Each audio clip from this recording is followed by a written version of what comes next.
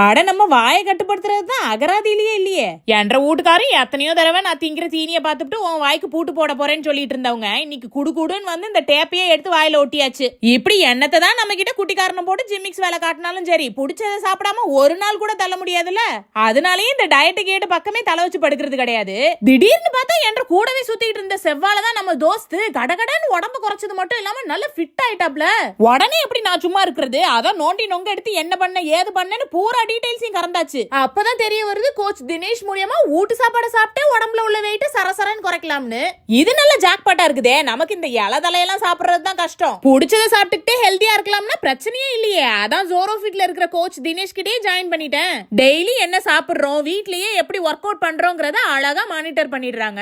முக்கியமா இதுக்குன்னு எடுத்து கட்டிட்டு சமைக்கிற வேலை இல்ல.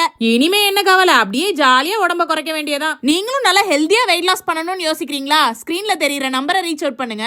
இல்ல உங்களோட பேஜ் டீடைல்ஸ் லிங்க் உங்களுக்கு டைரக்டா வேணும்னா கமெண்ட்ஸ்ல சொல்லுங்க.